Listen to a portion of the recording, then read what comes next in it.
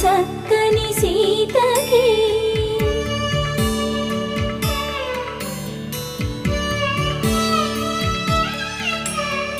ఎర్ర జాబిలి చేయి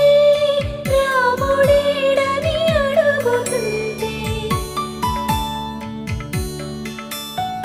చూడలేదని పెదవి చెప్పే చెప్పలేమని కనులు చెప్పే నల్ల పూసై